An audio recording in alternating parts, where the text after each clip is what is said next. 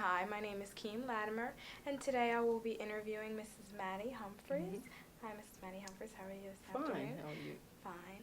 I just wanted you to just tell me a little bit about your background and where you came from and how you got to the point where you are today. Well, my background is pretty extensive. I consider that I've been a child for a long time.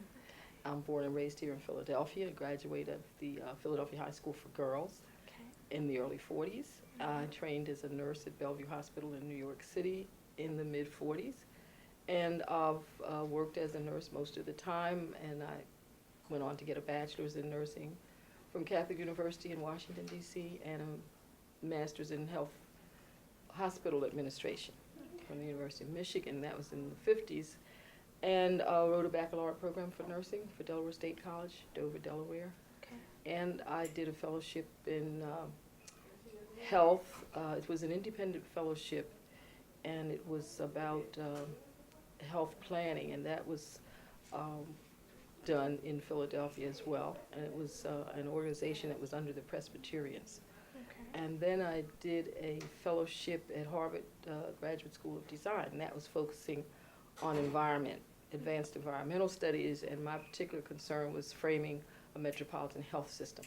Okay. So I've worked as a nurse, as a planner, as an administrator, and at this point I put all these things together and deal with public policy, Okay. especially in the urban community.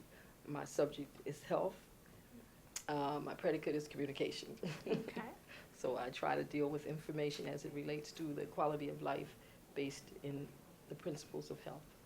Okay. Could you tell me a little bit more about your fellowships that you have done? Well, and then I went to law school. Oh, okay. Okay.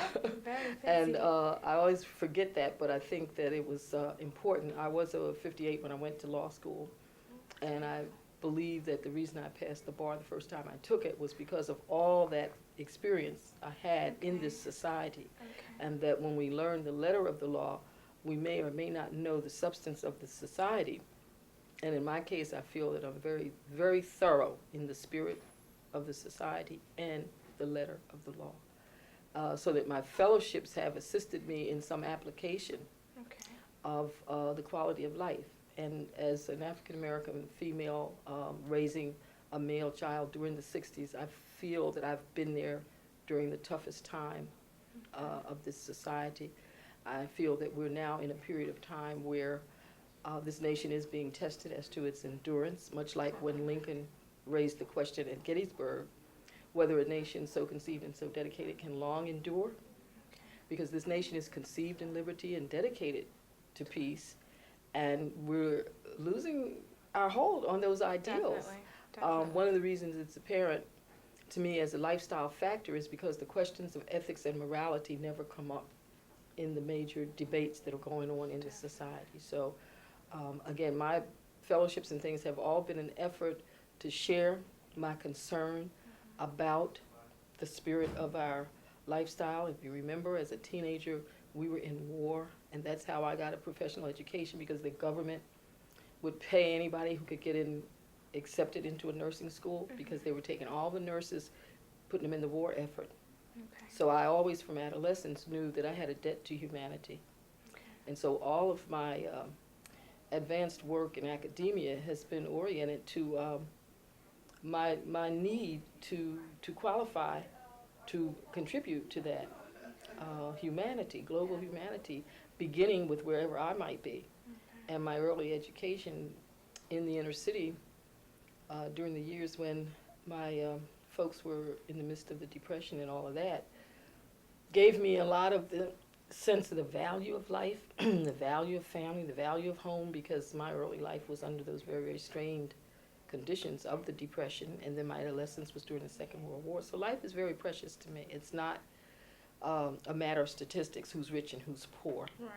And I think, again, our society is in serious strife because we don't have an ethical or moral underpinning to our popular culture or our popular psychology. Okay. Yes. Joan, are you gone? Yes. Got a minute? Just a minute. This is Professor Harris. I'm sorry. Okay, see, okay, that's good. Now, that's even better for me, okay.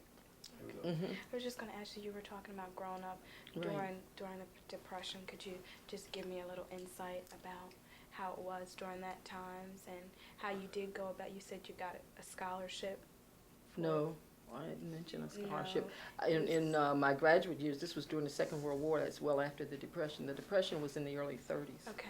I was born in 1926, and I guess the crash came between then and the 30s, and it was the crash that caused the Depression, according to the way they explain it. Right. But my dad and mother had both come from different parts of Georgia. They met here in Philadelphia, and I figured that I was not planned because I was a year and 10 days after my older sister was born, and before I was 2, my youngest sister was born.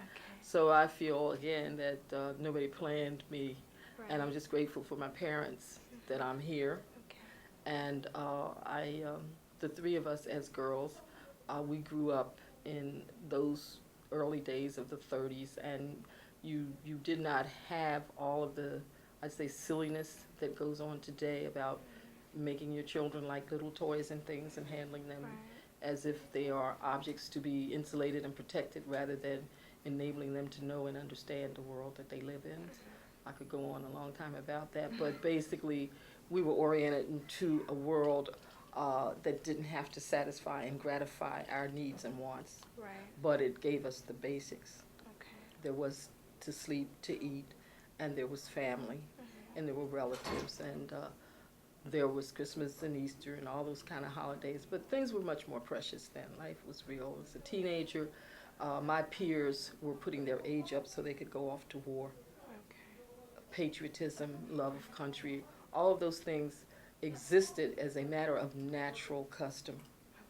The block I lived on, 4800 block of Marion Avenue, as I was growing up, we had Irish, Italian, Filipino, as well as the African Americans on that block. And we had a Jewish family because they had the store in the middle of the block. And these people, I'm sure, were different colors and languages and things like that, but it had no significance for us because we were all pretty much neighbors. And the first time I heard of a legal or a criminal type situation or a tragedy was when a teenager was shot behind our houses by the police because, according to the story, he was hustling coal, which behind our house was a railroad train. And the trains would be coming up with coal from the mining areas, I guess. What area was this again? This is over in Southwest Philadelphia. Not Southwest, but 48th and Marion. But the point is that coal would fall off the train. You know, it's piled real high, it's falling off, so that everybody, the kids, the young people, the men, had a habit of going out there and picking up that coal and selling it.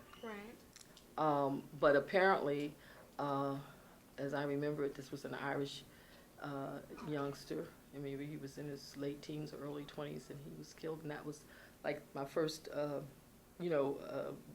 idea about tragedy and about police and about so-called crime and this, that, and the other. And it was not significant what race the person was. There was a tragedy, and they lived in the middle of the block. The church they went to was a Catholic church at 48th and Lancaster, Mother of Sorrows. And we knew their religion was different from ours because that parade they used to have through the neighborhoods with statues and money and a whole bunch of stuff. And at one point we went to the park because somebody said that the Virgin Mary was sighted over there at 44th and Belmont Avenue. And we knew that people who were Filipino had come from across an ocean on the Pacific and stuff like that. There were differences and variations, but that is not an indication of hate or hostility or anything of that kind. Most of what we knew about the world came from our own interaction as human beings. And so I attribute the problems of today to the alien notions that are used in the corporate press and in the institutionalized authority systems that relate to people statistically by characteristics, generally physical, visible characteristics, or things that are derived from physical, visible characteristics. So the whole problem in this country as it relates to race is really a cover-up for the fact that our economic system utilizes ethnicity and race as indicators of value and worth. Right. This is a residual from chattel slavery. There's always been slavery in the human race, so they tell me. Right. But the chattel slavery, which even the Europeans referred to as a peculiar institution, when the Romans and the Greeks had slaves, as the Arabs and other folks have slaves, and the British and the Irish, experience, people could work their way out of it, buy their way out of it, but as slaves, they still had souls. They were forced to be religious. In fact, in the Spanish Inquisition, you got killed if you didn't submit, verbally. Right. And so there were all kinds of ways of controlling people through forced belief and forced behavior. But in the case of chattel slavery, the distinction there that we should never forget is that the so-called slave servant was property. Right. They were not human. Right. They were property. Therefore, they did not own their soul. It was not in trust to them. It belonged to whoever owned them. So they did or did not have a God according to what they were permitted to understand. And in that tradition, I would call the historical attitude in the African people as they began to generate in this culture, totally isolated and separated from the culture of Africa, that they were nurtured on what I call artificial intelligence, Okay. a false sense of rationality. Right. And I think till today, not only is this something that's fundamental to the African in this society who hasn't really coped with the universal order, it's also totally involved in everybody who grows up in this culture. Right. So that the African becomes a visible indicator of a rationality that today is foreign. Okay. And so lots of people think, since we know intellectually that the notion of chattel slavery is foreign, alien, irrational, untenable, Right. emotionally we've never abandoned it. True. So I was just about you- to. I was so- just about to ask. Well, when you ask me about, the impact of my studies and things like that, it's that fine distinction between colonialism as it operated 200 or 300 years ago and neocolonialism as we experience it today in the inner cities Right. and throughout the global socioeconomic matrix. So do you feel like, in other words, that history is like repeating itself? Well, I feel history is a perception. Okay. It is not a factual, stable string of events. Okay. That we want to look at history, we can look at it in light of religion and come up with one idea that it's an okay. ascending realization of the consciousness of God being way beyond our perception of human beings and mortal conditions and earthly and atmospheric situations and cosmic influences. We can think of God as beyond everything that we can comprehend, but certainly essential to everything we can intend, and that it's the extent to which we understand, obey, or do not accept or submit to a notion of a deity that really makes the difference in our behavior. If that's not too complicated, I think that's the way I view what's going on today. So I can't see history as something past Okay. and future as something to come. I see the human condition as being enlivened by a variety of notions about the past and the future, and in the sense that we see the cycles of man's extremity, that is to say, man's inhumanity to man, which is to say his moves towards self-destruction as a species, to the extent that we are so much referring to that kind of behavior, but justifying it through some modern definitions. Okay. Meaning.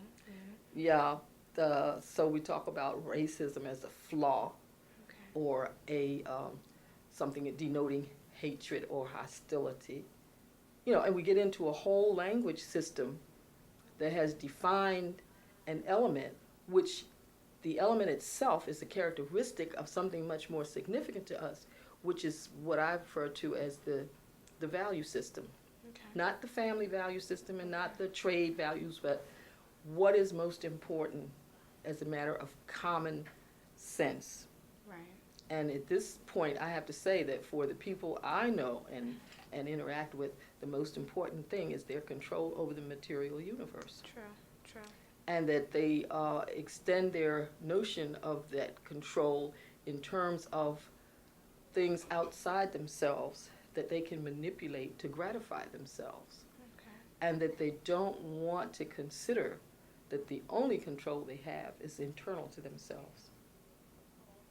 And we have actually institutionalized this notion of control. When you hear how we have to fight Mother Nature, then why do you wonder that kids beat up on their moms? You know, if Right. something like fighting Mother Nature is a standard cliche, Right. and then if you accept that that is a cliche, but a lot of the sciences sort of use it when they get ready to manipulate their jargon, don't they? Yes. And so there are implications, at least this is true for the English language. I don't speak any other language.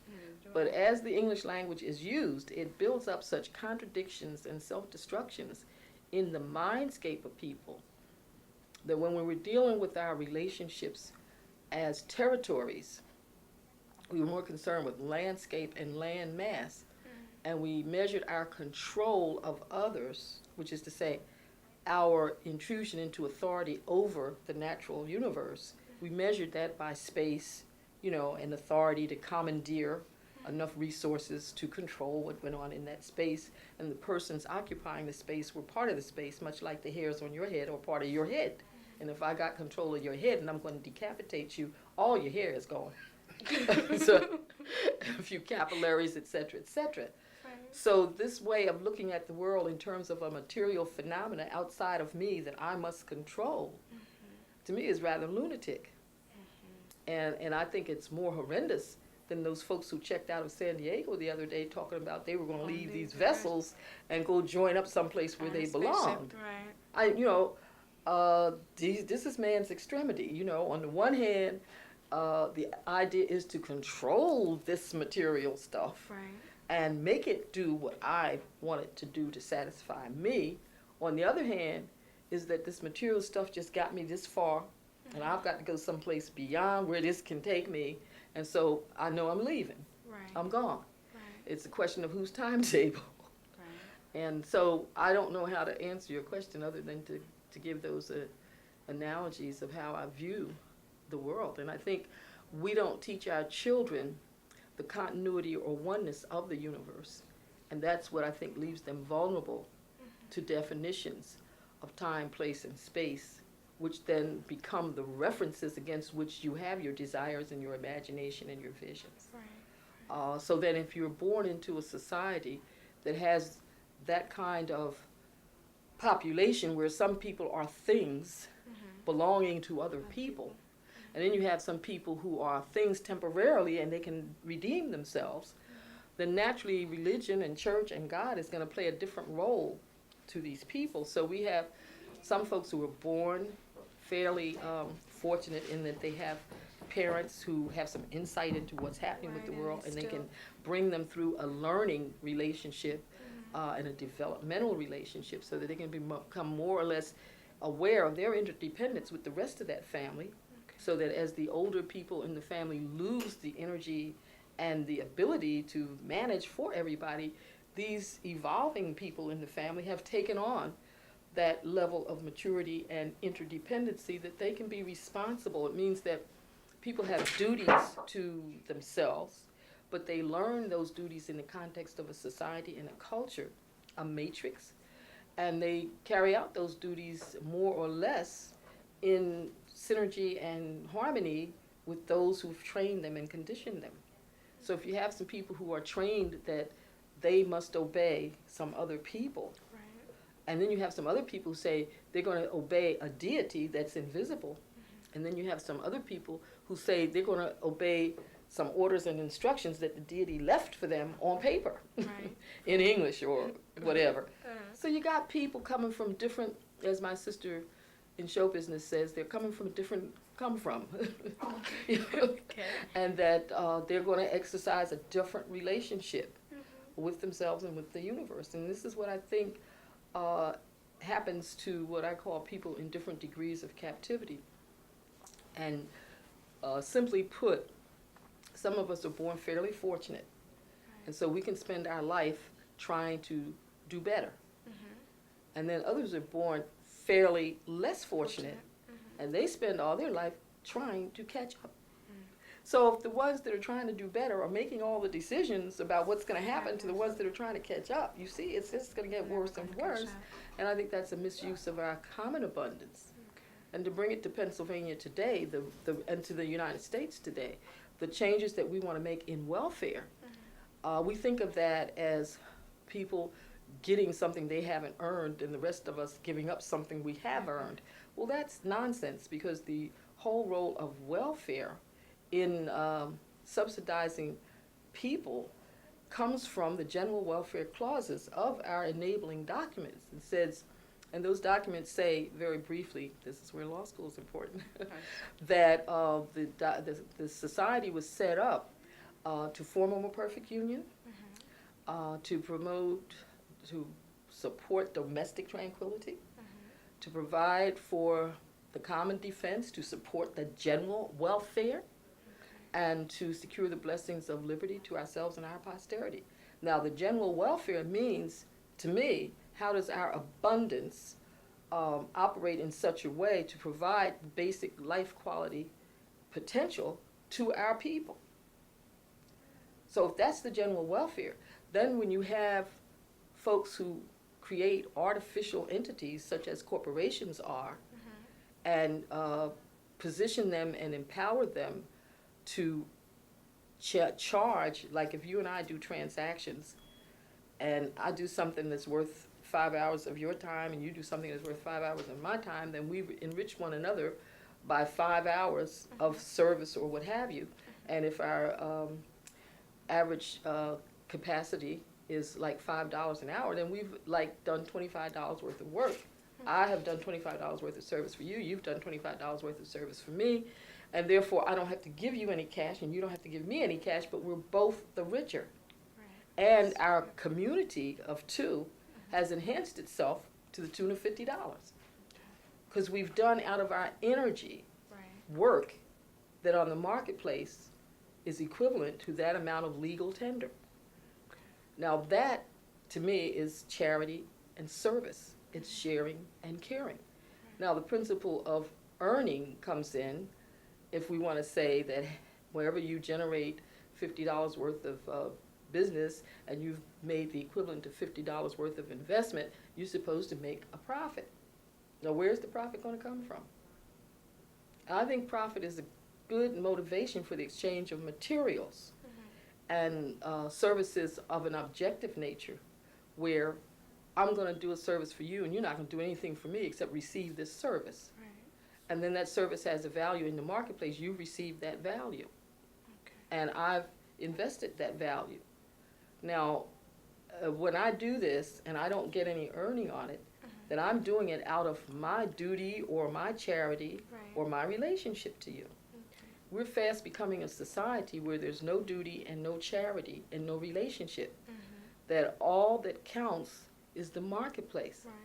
And I don't know, I haven't paid income tax for several years being unemployed, but understand now, if you want to deduct for charitable services, you can't deduct actual service done. It has to be money, cash or cash equivalent, or property, or something that has a marketplace definition. Right.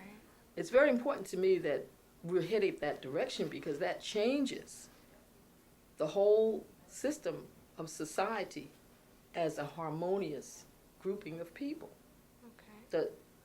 Does that make sense to you? I understand what you're saying. Okay, so, all right, the economics becomes the dominant decision maker, it seems to me. Right, right. And I have no problem with that, except that where does the humanity go? It's gone. Basically. Well, it's gone. This is where, my scholarships, fellowships, and all those other kind of things, when I do interact with academia and people in philosophy and ideology and psychology, and people who are interested in really getting to the heart of our why are we here, what are we doing, and where's the ethics and morality of it, we face the fact that we've psyched ourselves out of the potential to be good, decent human beings. Okay, I think we've exaggerated this thing about do anything you want to do. It's a free society. Okay. But your wants need to be tempered to your circumstances. Okay. And it doesn't mean that all unfortunate people should remain unfortunate. Right. It right. means in seeking to, you know, do right with the general welfare, that we make sure that our resources are available to help everyone augment their basic humanity, which means there's a stage of our lives where we learn sharing and caring.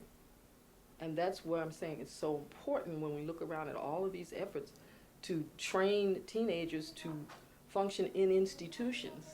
Okay. And my concern is that we need to inspire teenagers to function in households. Okay. Where do you think that the sharing and caring situation could come in? That In the household. Okay. Because there's where it's needed. Right. As young as an infant. Infants, when you try to train a child to sleep at night instead of eating every 3 hours. To me, that's a child, that infant is learning to adjust to the circumstances. Okay. If you take a child and you're going to feed them every hour when they cry, they're adjusting to circumstances, but their adjustment is happening in a self-gratification way, whereas the one who is being fed maybe every 3 or 4 times that they cry, not every time that they cry, Right. is being adjusted to some relationship with the environment that requires adjustment, giving and taking, sensitivity. It's not just what that infant is demanding. Because you got to remember, when you leave that womb, it must be very traumatic, because it has to be the most comfortable place you're ever going to experience on planet Earth. Right. I mean, somebody is eating for you, somebody is, and if that person is being treated affectionately and that person is being nurtured and cared for and whatever, you're having a ball in there. That's getting true. introduced to this stuff.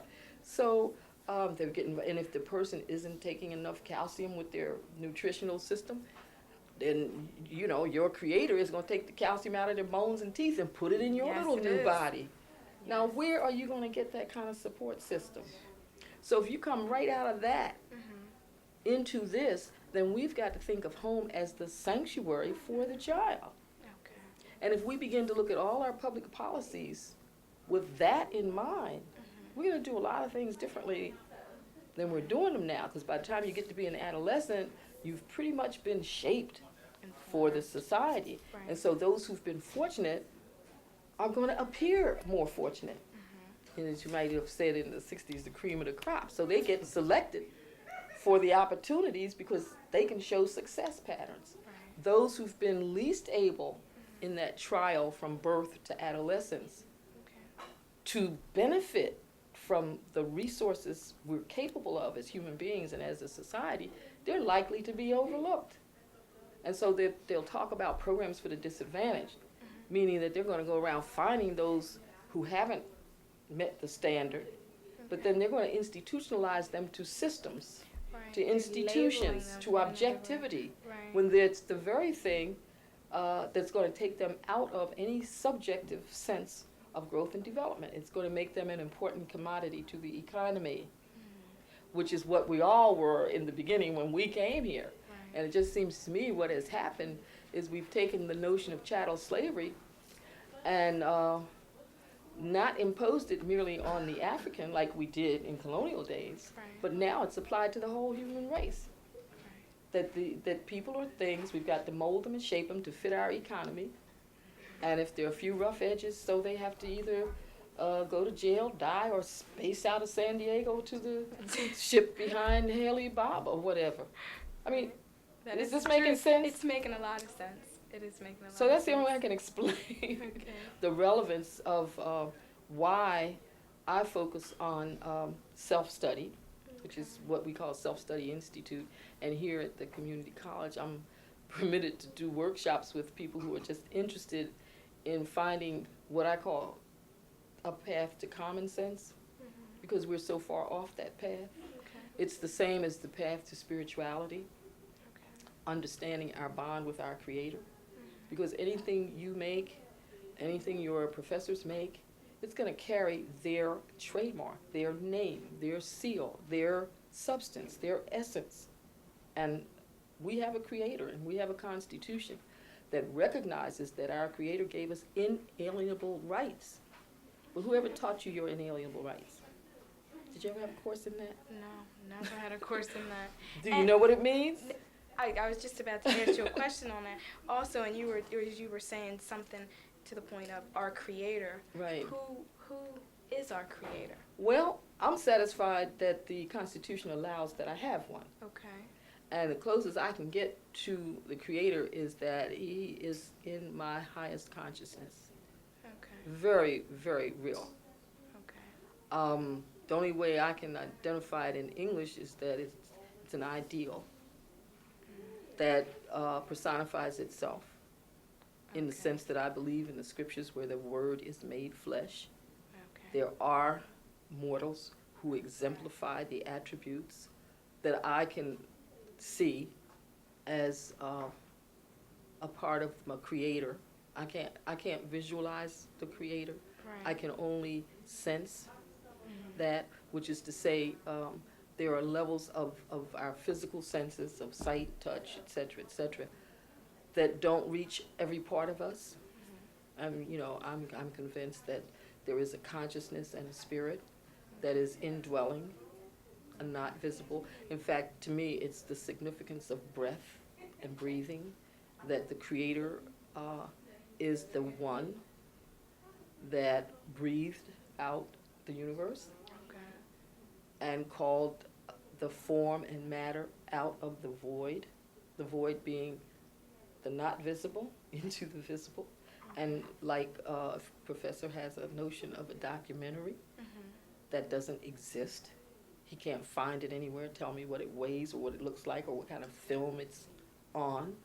But if he's got that idea or that vision, then he can go about finding the tools and the resources and the other elements that he imagines will add up to this that he visualizes. And if he properly applies those things with his vision and his capacity to see, think, feel, et cetera, he can materialize that on this plane, and I will have to say, there is a documentary, and he created it. Now, if that phenomenon is real to me in a matter such as this, how can I believe that the universe doesn't have some kind of orderly evolution and development that recognizes its conception as well as its perception? I mean, we can see it. We see the universe. I have to believe that it has a conception to it, and that it's obeying some orders, some cosmic principles or stuff like that. Was that idea instilled in you as growing up? Well, I've never seen or experienced life without that sense. So I can't say it was instilled in me when I was growing up. I rather think it got into me in the womb. And that for whatever blessing or curse, it was nurtured in me. And that I don't have, at this point, any recollection of ever thinking that I was a thing. Right. Although I've learned intellectually that I was regarded As a thing. as a thing. Right. Now, I don't ever have to submit to that artificial intelligence, as I call it, that was imposed because for some reason it don't take with me. It just don't compute. With anyone. Well, but it does, doesn't it? It appears to. Right. And that's where I talk about perception being one thing and conception being another thing. And I'm not prepared to say that everybody is aware that there are two different things going on with us. If it's our perception that we're under the control of City Hall or Caesar or the governor or the economy or whatever, then we will temper our activities to respect that control as an authority. But if it's our perception that we're under some deity that is light years above the City Hall and the government and Caesar and all that, then we subject to not do what City Hall and government want us to do, because we have a greater awe of a greater power. Don't you get a little concerned when you see them referring to our nation as a superpower, the only superpower? I don't believe that. But it's a concern then that you have to hear that with reservations. You have to hear that and recognize it's being used in the language as an application of something, but you don't have the conception I just think it's a form that of that brainwashing, perception, though. well, and brainwashing is what I'm referring to when I say artificial intelligence. Okay. When your brain is somehow impacted Right. with nonsense, Right. and you're conditioned to think that that nonsense is sense, and the only way you get your rewards and privileges is to pretend or act out according to the conditioning. That's a critical situation, and as a captivity status, it's very real for a lot of people. But again, here's the Constitution that says you have inalienable rights from your Creator. And then there's an amendment in the Constitution that says, and I call it the We the People Amendment, and this is part of what I use in my rationale about common sense, that the enumeration in the Constitution of certain rights shall not be construed to deny or disparage others retained by the people. Okay. And if that was written in 1787, and Lincoln talked about it in 1863 or 5, whenever he said at the Gettysburg time, that we're on a battlefield, we're testing whether that nation or any nation so conceived and so dedicated can long endure. Right. We're still in that test. Yeah, I was just about to ask you Okay? that. And here in Pennsylvania, we're in Billy Penn's Holy Experiment, one of the supreme instances of the test, the Colonial Republic. And this is where these documents were signed. Right. And if I remember correctly, most of the people who signed it, if not all of them, were Episcopalian, which is the Church of England. So that says a lot. Because the colonies represented a number of different European powers. And the Caribbean and Central and South America, the Spanish were involved, the French were involved, the Germans, the English, the Norwegians, Swedish people all over. I suppose Belgians and, all these people who had territories on the continent of Africa got involved in a lot of this colonial stuff over here. And then there were the indigenous people who'd been here for thousands of years. And so the harnessing of these stories of how all of us got here to be what I call lost in America, that is to say, very rootless in the sense of allowing that tyranny of chattel slavery to persist as long as it has, and it has persisted still. It is no longer in the same form, but it is an underlying layer of the society itself that hasn't been removed. And so the notion is carried over that it's racism, but it's not racism. It's an ungodly greed where a human being claims a presumptive authority over the condition of other human beings. In the colonial period, it was over the actual other human beings. Right. But now it's sort of softer. But in actuality, it really Well, it's isn't. mediated by the corporate world. If you can remember, the corporations were just artificial entities that man made to do things he couldn't do as an individual. So you can't proclaim that people have inalienable rights from a common creator and then turn around and say you own some of those people. Right. So eventually, that Civil War thing challenged some elements of that contradiction. And the dispute was modified in terms of the circumstances of the Civil War, but the underlying contradiction, seems to me, has never been resolved. Okay. Briefly, Dr. Harris told me that you were very active during Civil War times. Civil War? I'm sorry, civil rights. Civil rights? I have a problem with the civil rights times because I feel that civil war is the condition that has been going on in this country for a long time. Okay. And when we had the hot phase of the Civil War, Okay. when it was a shooting between the North and the South,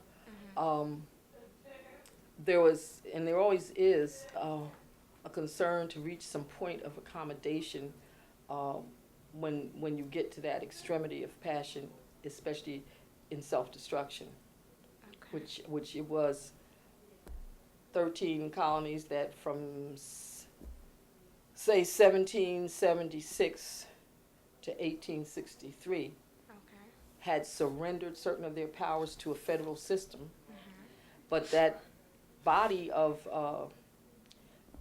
colonies, corporations, territories had expanded from the original 13 who did that conversion into a federal system Okay. to a lot of other territories who were borderline or who were whatever, ad hoc, et cetera.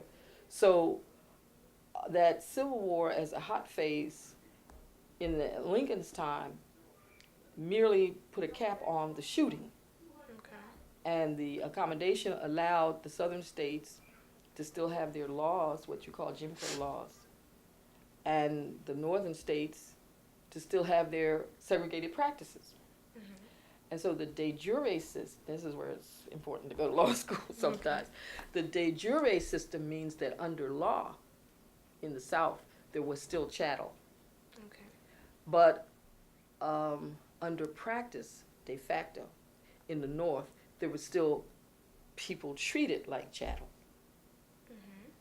So in effect, from Lincoln's Civil War accommodation, the 13th or 14th Amendments perhaps, up until the mid-60s of this century, there was a lot of back and forth as to what Right. did it mean. And you had your Plessy Ferguson, you had your the Scottsboro things, you had your issues brought up that sort of challenged the thing. And what happened in the 60s, as I understand it, they wrote down some laws that prohibited certain practices on the parts of the states, such as the Jim Crow laws. Well, those states who didn't have such laws on the books, how would they be affected? That's right. Pennsylvania was one of those states. They didn't have the laws on the books, but they had the practices. Right. And the practices were approved in terms of corporate behavior. Mm-hmm. And again, in our story, the corporations are entities that are created by men to do things that they can't do themselves. Okay. And they are licensed by states who approve of what they're doing. Right. So in the South, you would have had officials who were public officials paid for by the taxes and everything, doing things legally with permission of the body politic, to kill, manipulate, they had a double standard, they had a triple, they had all kinds of presumptive authorities that they could impose in any way they wanted to. It tended to be presumptive immunities for people based on their skin being white, Mm-hmm. and presumptive guilt for people based on their skin being something else. Mm-hmm. But in the North, these were not based on laws. They were based on custom, tradition, and practice. So as things went to the court, you wouldn't have to say, this is wrong because it's against a certain law. You could say, this is right because it's merely a practice and a custom. Mm-hmm. So So there's a lot of contradiction in the legal system based on the socioeconomic system. And a lot of decisions can be made in the legal system. If someone says, this is against the law, I'm supposed to be treated fairly, I'm not supposed to be treated differently based on race. Mm-hmm. And then the defense can be, well, you were treated differently, but it wasn't because of your race, it was because of the business practices involved. So race then just becomes a red herring, because it presents the dispute in a context in which judgment can be made either way from one or the other rationale. And so when we look at the issues that are associated with race, it seems to me from a common sense point of view, we need to see the connection between race and economics as the guiding force, not the mind of the person, but the law of the land, which has given, for some reason, economics priority over morals and ethics, or in the sense that the law doesn't define morals and ethics. So the issues that come before the law tend to be defined on the basis of economics. I can remember, speaking of my youth, when it was a very frequent legal dispute called alienation of affection. And maybe anybody over 40 can remember that.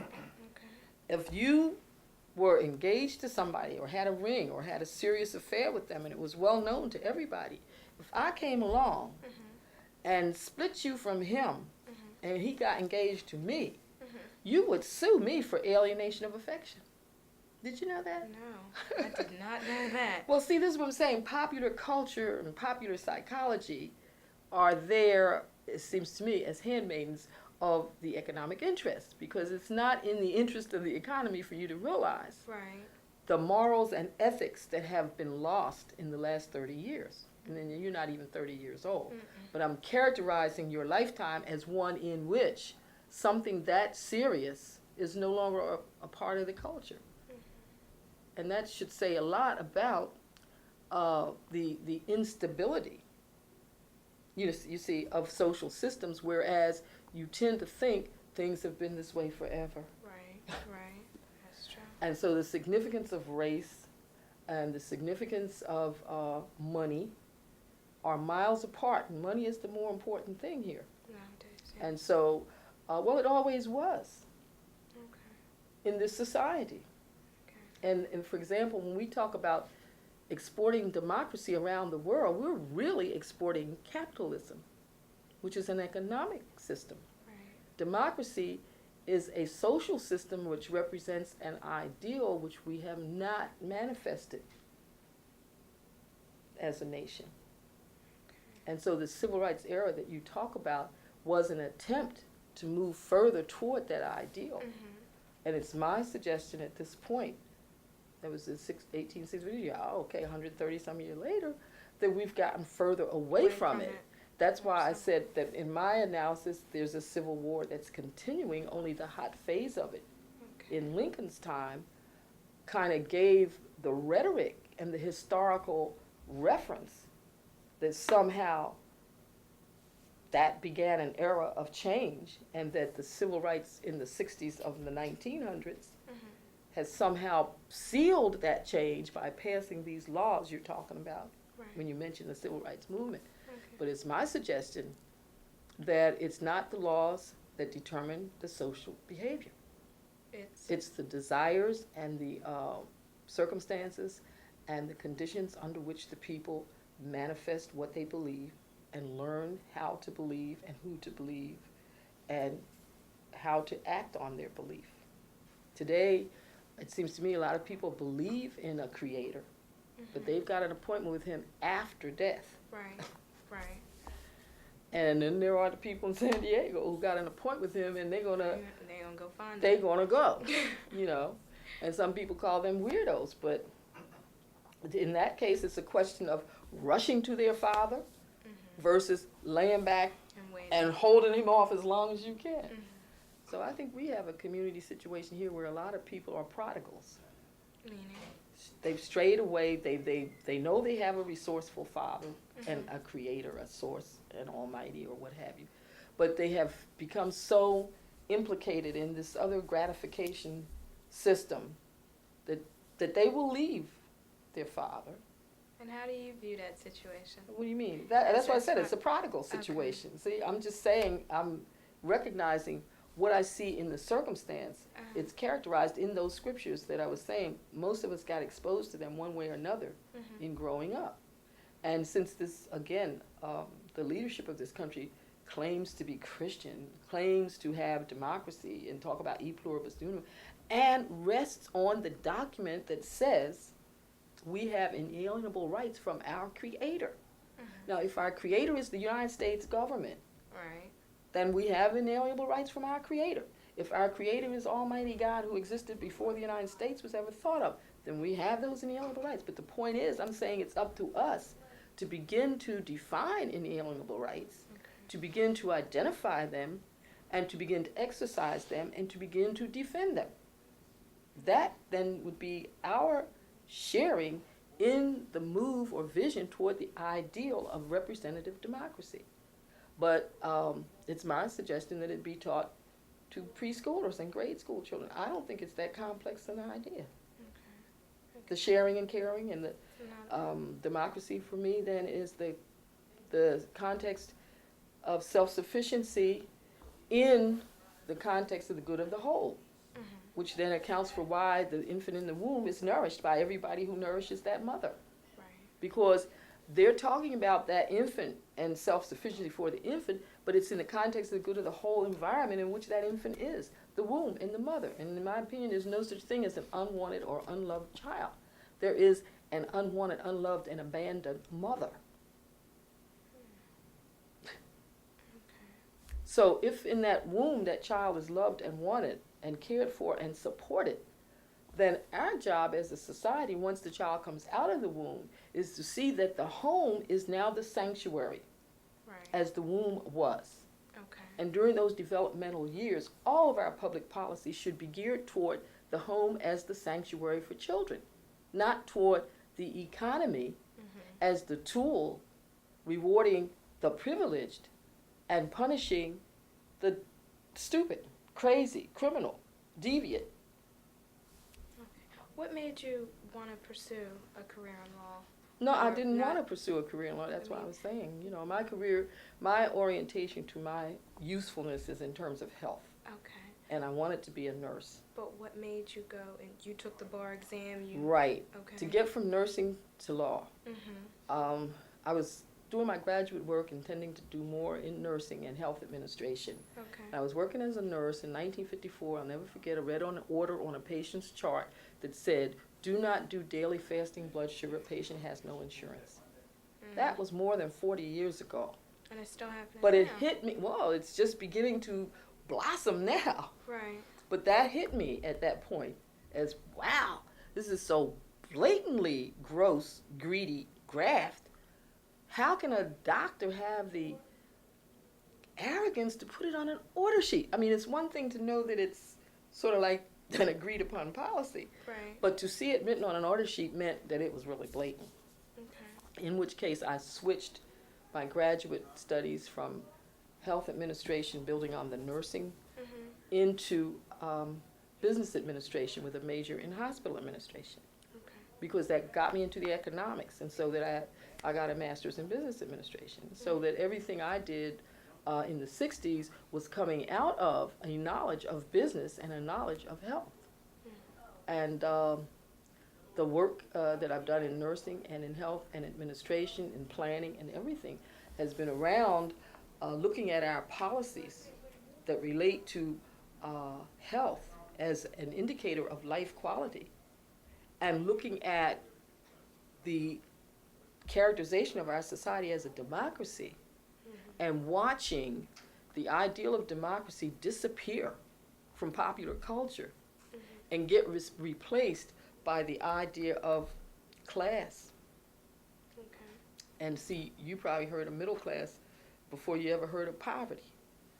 But I was taught that this was a classless society. That's what I was taught when I went to high school in the 40s. And that the ideal of democracy was to have a society that did not regard itself as classist. Okay. Because that was the problem with Europe.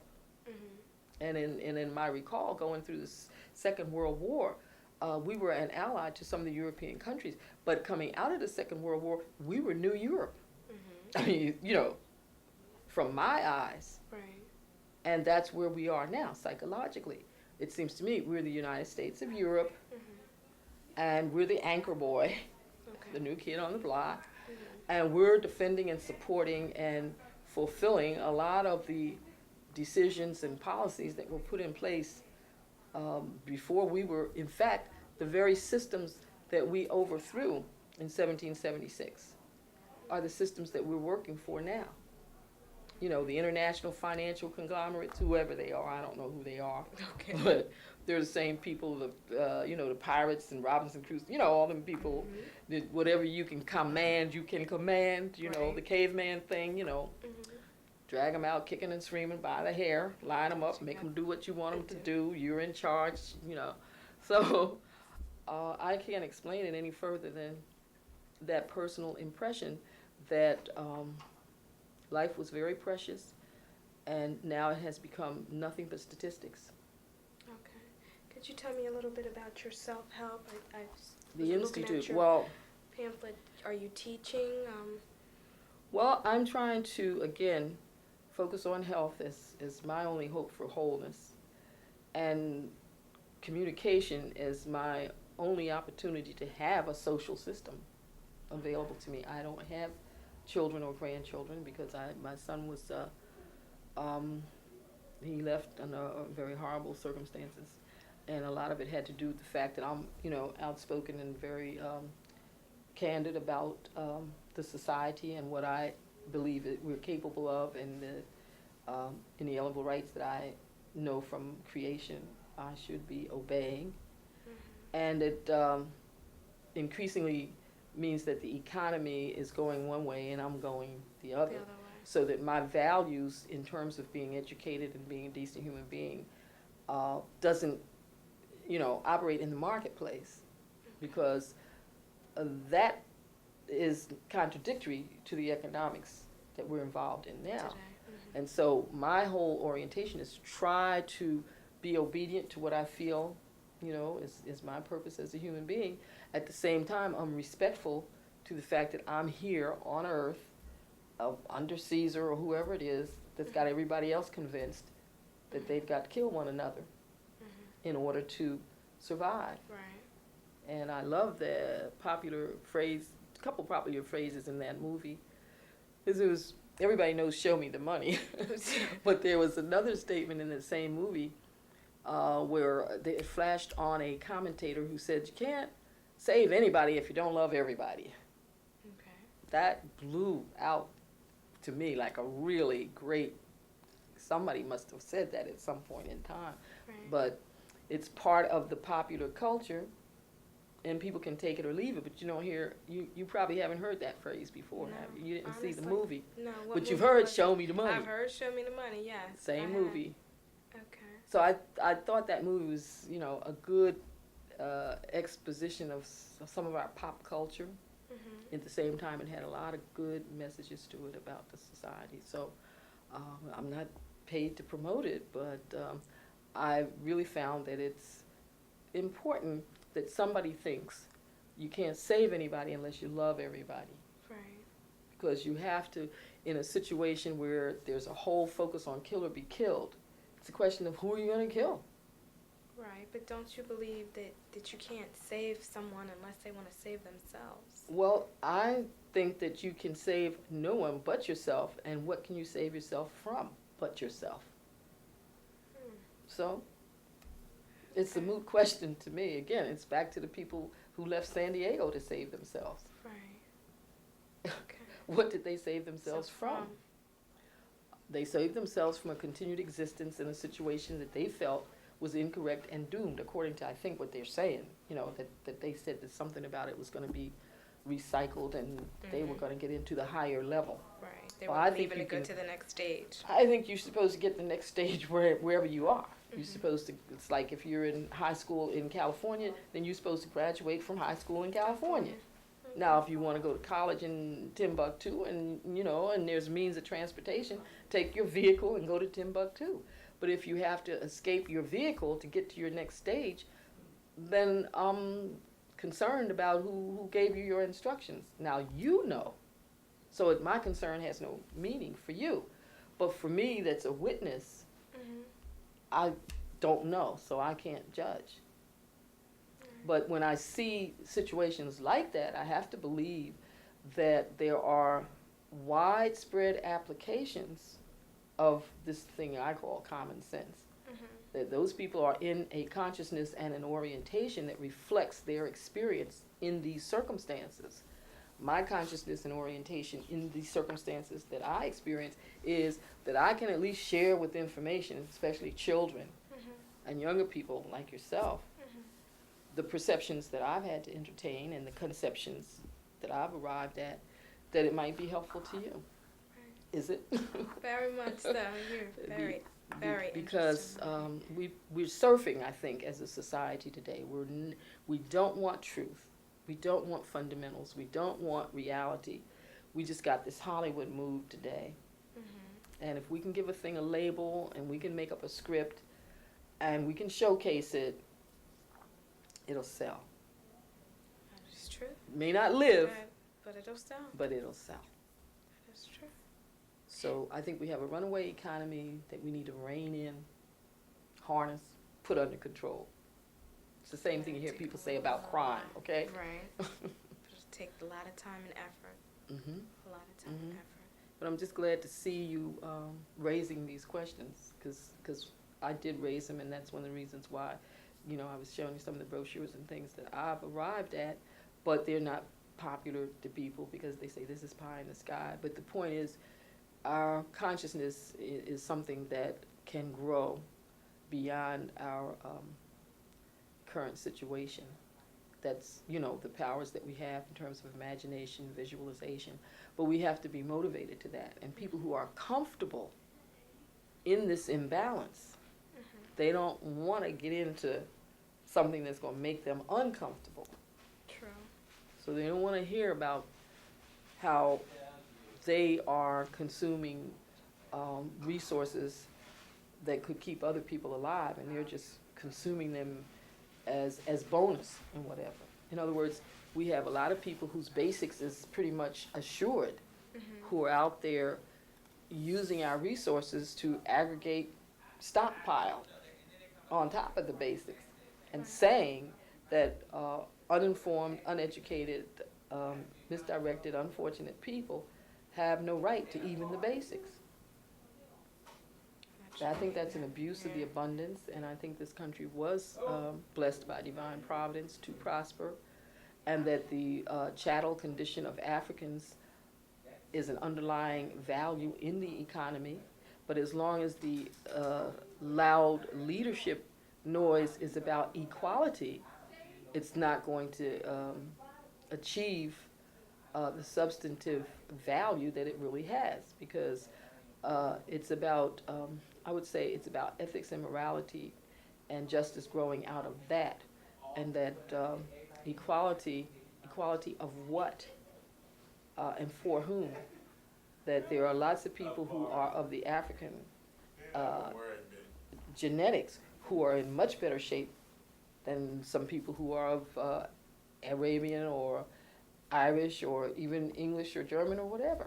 These are circumstances, and I think we've got to begin to sort the stereotypes and the categories out of the circumstances, and that's why I get back to home is a sanctuary for children. That's true. And if there are children who have at least that sanctuary, then I don't think we need to supplement them at all. And where there are children who don't have that, then we need to supplement their situation. And it may or may not be a financial supplementation, because those of us who have more than enough have to begin to recognize that this is in our interest. And that's where the general welfare clause is being interpreted, in that the welfare is inappropriate because you can get out of need by just applying yourself through work. Not in a controlled economy where those who are going to get the public funds to enterprise and innovate are going to be those who already have a whole bunch of private funds. Right. And in Pennsylvania, in the early 70s, they had something called 75-25 plan. And all of the little charitable things that people had done up to that time, from the colonial days to the modern times, all those little charitable things, they could not be funded with public support unless they had 25% of their annual budget in hand at the beginning of the year. Well, bona fide, just self-help charities would never be in that position, would they? No. But churches, major philanthropies, Salvation Army, Jewish Federation, Episcopal Family Services, Presbyterian Family Services, maybe some of the Travelers Aid Society and the Urban Affairs, a few corporations might have had enough in hand to have a little minor kind of charitable enterprise going, but for the most part, the most needy people wouldn't have. Right. And that's what happened in Pennsylvania. And they set up a community affairs department. All this because when the feds started subsidizing people who were not treated equally in the free market system of state licensed corporations doing business according to custom and usage, not having Jim Crow laws, but having discriminatory, segregated, punitive practices, to bypass that support that the feds were trying to get to the people who were least supported in the general welfare of the state system. The state set up a Department of Community Affairs. So whatever the feds were trying to do would have to come through the states. Right. No, the states. And then they would redistribute it. And at that point, instead of Philadelphia County, based on its statistical problems, getting the resources, they went into this regional system, the 5-county southeastern Pennsylvania region, which was competitive to the Penn-Jerdell region, which included Delaware, New Jersey, and Pennsylvania. And some people think of the region as 8 counties of 3 states. Other people think of the region as 5 counties of 1 state. Other people think of the region as the Delaware Valley. So that you deal with the territorial dimensions to get your statistics, to get your subsidies. But as long as the states can then come and rearrange, gerrymander, the jurisdictional boundaries and everything, then the money can come in from the federal sources to address a certain statistical population parameter, but then the state will receive it and it's reallocated on the basis of a whole set of other intra-state perceptions, totally different from what the federal intent had been. This is my analysis of where the problem lies. If that answers your question.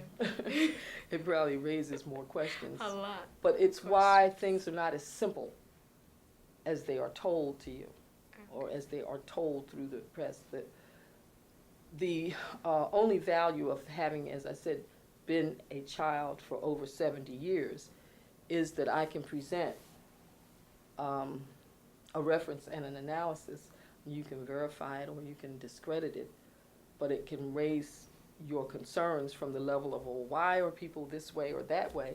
And you can begin to see, I hope, a lot more of why. It has more to do with the climate, the information climate, the belief climate, the religious climate, the information climate. In fact, one of my recommendations is that the schools of planning, and I don't know if Cheyney is involved in the planning curriculum at all, but I'm saying to a lot of people that the information climate should be a major core curriculum in the planning disciplines, which would be urban planning, architecture, landscape, regional government, intra-government relations, inter-government relations, international relations, global humanity. Because, as again I said, as a child, my information was from my direct interaction with human beings. Right. Whereas your childhood information was coming filtered through a lot of orchestrated institutional corporate lenses, which we can call press and media, entertainment.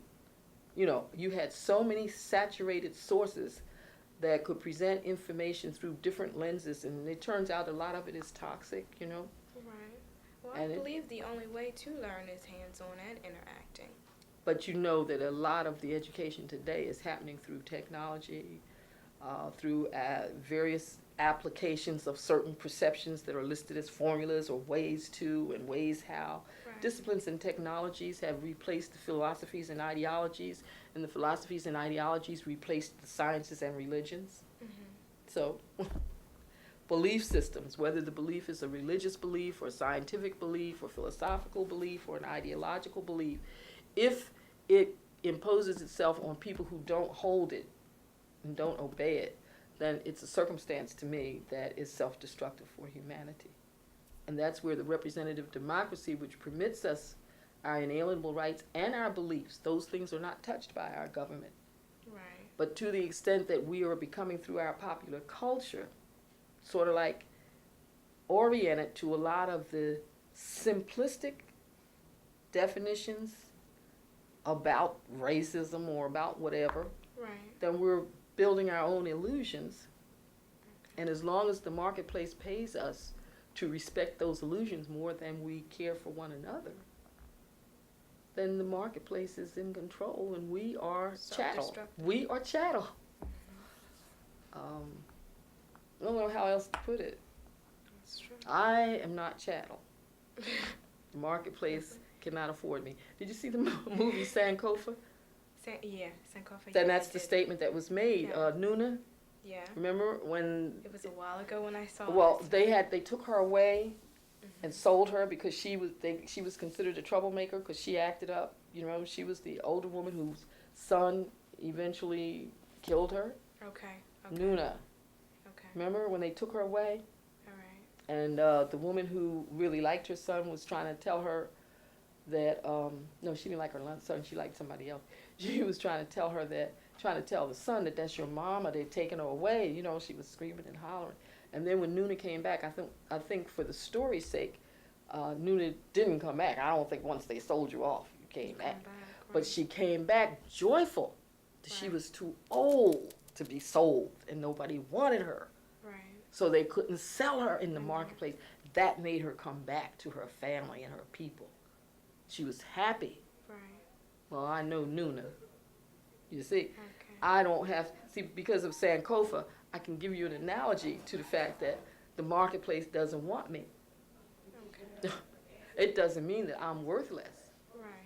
But to the extent that I still have a lifestyle that I can have sharing and caring among people who value what I have, right, then that's maybe my situation. You know, maybe Job or Lot, you know, somebody like that is the life that I'm living now. You know, that's the circumstance. And I'm not going to curse God and die. right, And I'm not going to expect that he wants me to get out of my vehicle and reappear someplace else. right. I mean, you know, now I can't say somebody else don't have those orders. See, because I don't know that much. But I do believe that my orders are to focus on health as a value and as my wholeness, and to share. I think that health is contagious. You know and I know that disease is contagious, right? Science has taught us that. Philosophy has taught us that. Well, if we know health and disease are contagious, then why aren't, that's it, I just said it. If we know disease is contagious, then why don't we know health is contagious? So that's my message, that I've got to be healthy and do everything I can to make it contagious. So I don't run around networking with people. I try to interact. Right. And there's the world of difference there. Okay. Well, I guess. Can I just ask you why this topic? Why what topic? Why this topic that you chose to, or did you choose, or was it an assignment? Well, actually, I'm going to be honest. It was an assignment, and Dr. Harris was just telling me that I have an interesting lady to interview, and I said, okay. Because as an assignment, is it a yes, worthwhile topic? Definitely. Okay. I have learned a lot. Okay. Definitely learned Well, I'm a lot. looking forward to your, whatever your document is. And we will show you the ending topics of it once we edit and put everything into it. I definitely thank you for everything. Well, it's my pleasure. Definitely. Anytime. And you tell the professor anytime. Anytime, Dr. Harris. I'll tell you what I'm going to have to do now. I'm going to have to do what they call cutaways. Okay. I want to get some shots of you here. See, I only have one camera. I have to fake it, so I want to get a shot of you. As long as you got one of mine, I told you, I can follow instructions. Well, nod your head a couple times, smile, and then I'll These do are is the just insert that cutaways. in it, right. Okay. It's like a patchwork quilt. You fill in the areas that you don't have. Was there anything that was like not clear Uh, that you can't handle? you mean in what respect? In terms of the content. Oh, You see, content? because No, I get carried away sometimes. No, that was Ramble, beautiful. I was sitting ramble. back, I was watching the interaction between the two of you. Oh. I'm jealous. She never So looked you- like having me in class. I'm just kidding. Okay. I'm Well, just why kidding. don't you let me come to class sometime? That'd be beautiful. See? Yeah. Well, I was just kidding, but I actually. There you go. Yeah, but, There's the meaning for that. They need that input, though. You know, they need the same type of input. It's just try to eat cornmeal mush all day. You know? And I'll say some things and it won't carry any weight because it's redundant. Yeah, because you're the professor. It's redundant. Yeah. You got it, Dr. Harris? Yes, ma'am. I got it. I've got it. Yeah, I'm just gonna, do you stay right where you are? Okay. I'm gonna try to do a couple of things here. Oh, excuse me, I'm sorry. And you live close by. Well, actually, I used to live down the street on Morris Street, Morris Manor. My mother, I lived with my grandma. I live with my grandmother now, but I used to live down on Morris Street. Grandma had me cracking up. Where does she live? Up in Mount Wester Glen. Oh, okay. And then how many days a week are you out at Cheyney? I'm out there every day. Oh, you are? 18 credits, yes. Oh my Lord, that's way full time. Yeah, definitely. What are you going to be when you finish? I want to go into public relations. Great. Public relations, hopefully. Just go ahead and talk. I'll Well, use you can practice by getting speaking engagements for me. I love to talk. Okay. And you can do this. Now, here's a witness. You can do this. We can say like a 20-80 or something like that. Okay. That's a percentage. When they usually get 15% or something like I that. really don't know. Well, anyway, I'm not familiar with the business. But, you know, if you get a speaking engagement, that's what I used to do in the 60s because I did a lot in the 60s. But see, today, there's very selected groups of people that might want to hear stuff. Right. You know, but there have to be some people out there with the... That definitely want to hear it. And I did more in the suburban areas than in the inner city because, see, the inner city, everybody knows what's going on, but it's like the game. And what has happened, the difference between the 60s and now is that the poverty and misfortune in the 60s was consequential based on a lot of other things, but today it's designed. Right. And it's very clear, you can trace the design, at least I can, that it's a different thing now. It's managed poverty. That's And true. it's managed in such a way to make profits for a lot of people. The whole issue of privatization versus civil service, the whole issue of decisions being made by the privileged and being protested by the unprivileged. You know, there's so many clear indicators of a terrible design. Right. Terrible design for failure. Only corporations profit and people suffer. That's true. There must be people who really, just public employees, they must see now that this progress is being bought at their expense, because without civil service, there's just no hope of a balance. It means that corporations can bring workforces from all over the world into certain areas and bankrupt those areas, just like they've been taking the manufacturing business all over the world. Right. And developing, it's just like in Pennsylvania, half the prisoners come from Philadelphia. Right. And they build prisons and make private money, talk about privatization and industrialization of prisons. And now they're charging prisoners room and board and health care. So if we as a county are producing these prisoners, but there's not a single federal state facility in Philadelphia County. And this trend started after they moved the Eastern State Penitentiary from 20th and Fairmount over to Montgomery County. And Montgomery County is one of the wealthiest in the nation. Right. And Philadelphia is supposed to be so troublesome as the Philadelphia County that the budget of Philadelphia is controlled by the 5-county southeastern region. One more point, and this is, your professor should really help me with this, that we had passed an ordinance in 1983 for local origination public access cable. Okay. It's never been implemented. That's 14 years ago. Right. I have beat up on our former mayor, Mr. Good, about it, and I've beat up on a lot of public officials about it, and they just don't even deal with it. And the Why do you corporations think have been that? made, the ordinance was passed, and corporations have to set aside 5% of revenues for that purpose. The way the ordinance read, the city was supposed to set up the facility, and the corporations were supposed to provide the technology, you know, and the professional support structure. But the neighborhoods, the people could bring their own production into existence. I could come to the local access studio, sit here and do this interview we just did, and the cable company has to put it on the air. Yeah, they did that. They're doing that. Oh, it's all over the world. But the point is, we have an ordinance in Philadelphia. We fought from the 60s to 1983 to get that ordinance. Right. One of the companies that got the original franchise, the Wade Cable Company, it's almost 70 or 80% now owned by Warner Brothers or Warner Cable, something, or Times Warner or somebody. And so you've got all these international conglomerates owning all the media systems and infrastructures in the densely populated communities. Right. And so you have the people who were selling this, that, and the other, chemicals and drugs and liquor and all that other kind of stuff, owning the same companies that are selling food and education and this, that, and the other, and you've got them selling to the boards of education and selling to the other mandated systems. You've got an interlocking corporate system that pretty much controls the human dimensions of our life. And we criticize Cuba for being nationalistic. But, there's a lot to be looked into in terms of the quality of our life and the manner in which we institutionalize our wealth distribution. And we have to look and see whether or not this is really democracy, representative democracy, because our elected officials are no longer interacting with us. They just network with us through the press. Right. And that's not the way it's supposed to be. The political parties no longer have platform conventions where everybody can come and they find out what the platform should be. Then they pick the candidate who most fulfills that platform. Right. That doesn't happen anymore. Right.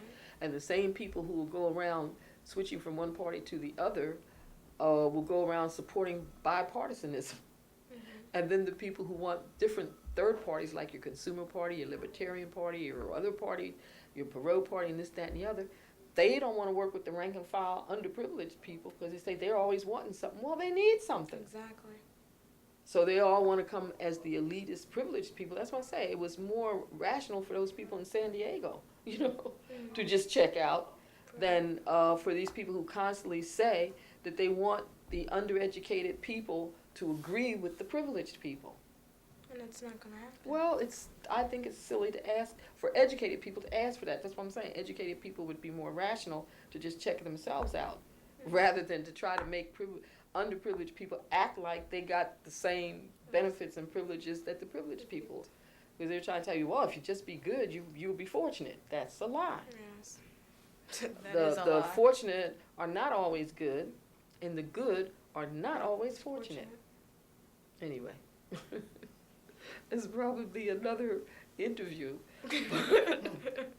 But I'm just saying, everything is everything to me, and I like to see young people get into this. And when you say you're into public relations, you can understand that if I say I'm into public policy, that we're really talking about what's going on in the public in public relations. You're talking about how to market a certain person, commodity, or idea.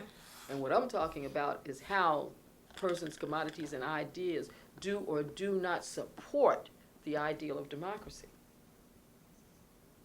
My public policy analysis is focused on the factual democracy that we claim is our vision, as over and against the economic manipulations that we're constantly juggling to create our reality. And it's not honestly our vision. Well, Honestly, it's a vision that was built up to... Well, I've adopted it as mine, the vision of representative democracy, an okay. ideal. I don't think it's an impossible utopia, Right. but I don't think it will happen without people being informed. Right. So my suggestion is just take 12 years and start from preschool and give everybody, put the classroom in, the Constitution in every classroom. Right. Every classroom during the day has to have 10, 15, 20 minutes on the Constitution. Yes, because a lot of people All right? don't know Do the that for 12 Constitution. years. We'll be a little better off than running around here now talking about it's America, I got my rights. We got our responsibilities. We don't have rights that are divorced from responsibilities. That's, to me, inconceivable. And again, we're back to the prodigal, that looked and said, well, I don't like what's going on here. Just give me my inheritance and let me split out here. I take care of myself. Let me emancipate and divorce and get on off from here. And he did, right? That's exactly what And what did he find? It's a cold, hard world out there. And you separate yourself from your father's resources and you ain't as well off as his pigs are. Because at least they got that swill coming down there to the pig pen for them. Huh? That's and true. they can grow up to be some good chops.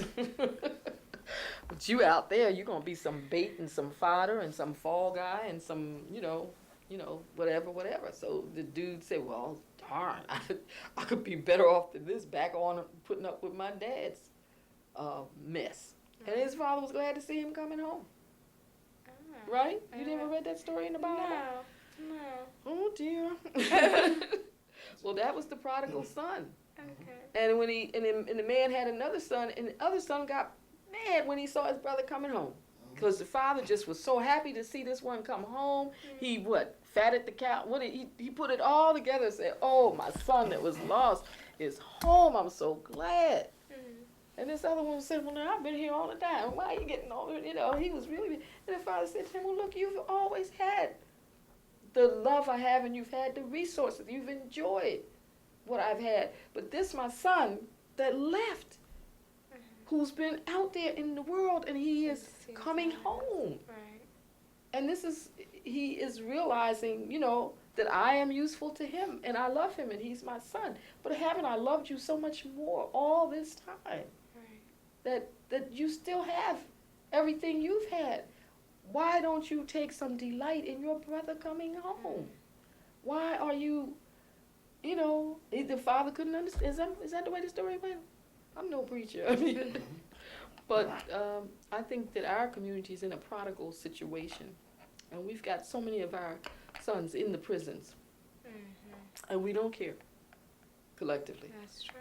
We don't care. It's just a statistic. We want some jobs so that our sons don't go to the prison, but we ain't even gonna get excited because you're charging them and you're charging their families. We're not gonna worry about the heartbroken mothers. I know one man, he had 5 little girls like this when he went into prison, and now he's got all kinds of grandchildren, but he can't ever have.